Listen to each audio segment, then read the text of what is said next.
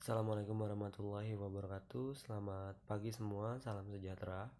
Semoga kita selalu diberikan kemudahan dan kesehatan dan tetap semangat di dalam belajar daring atau online-nya.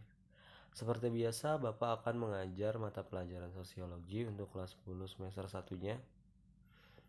Tapi sebelum masuki materi, alangkah baiknya kita berdoa terlebih dahulu menurut agama dan ajarannya masing-masing. Berdoa dimulai.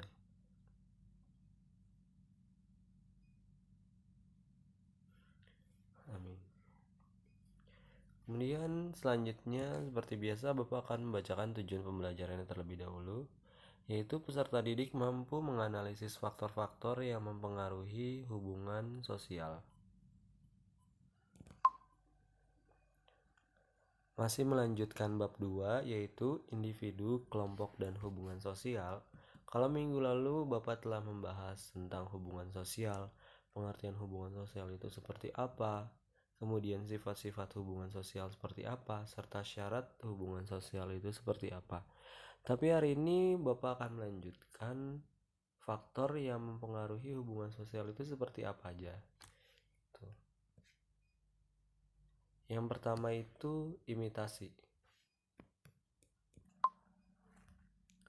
Imitasi merupakan suatu proses sosial, yakni tindakan seseorang untuk meniru sikap, penampilan, gaya hidup, dan apa saja yang ada pada diri orang lain.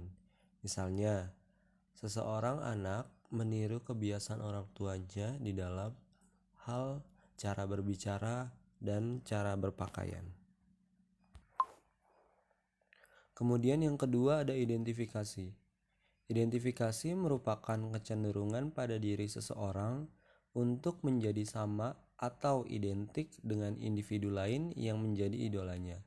Proses identifikasi dapat dimulai dari sugesti, kemudian simpati, imitasi, dan yang terakhir identifikasi.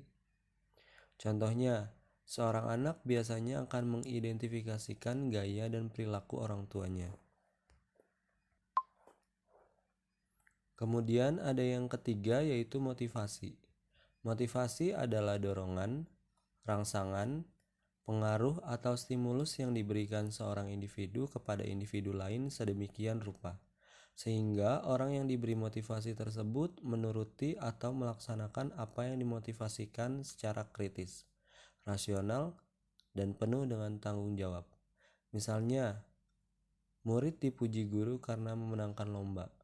Nah, pujian itu memotivasi siswa untuk lebih giat belajar dan terus berjuang untuk mendapatkan nilai yang terbaik. Selanjutnya ada sugesti. Sugesti merupakan pengaruh-pengaruh yang diberikan oleh seseorang atau kelompok orang kepada seseorang atau sekelompok orang sedemikian rupa sehingga orang yang diberi sugesti tersebut akan menuruti apa yang menjadi keinginan dari si pemberi sugesti, tanpa pertimbangan-pertimbangan yang bersifat rasional. Sebagai contoh, sugesti yang mudah ditemui berwujud iklan.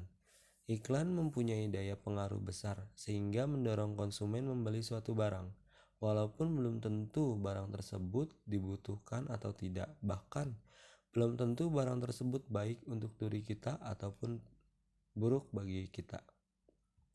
Selanjutnya ada simpati. Simpati merupakan gejala kejiwaan yang ditandai dengan adanya ketertarikan terhadap sikap dan perilaku yang ditunjukkan oleh seseorang atau sekelompok orang.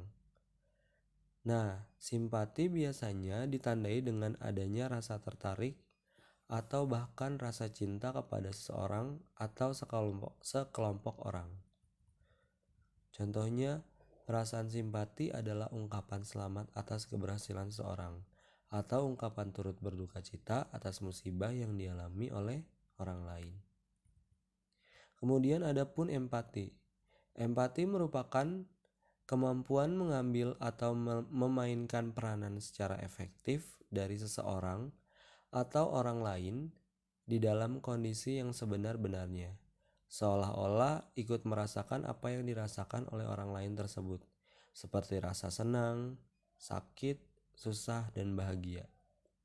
Misalnya, Kita ikut merasa iba sampai meneteskan air mata ketika menyaksikan peristiwa kecelakaan yang merenggut nyawa.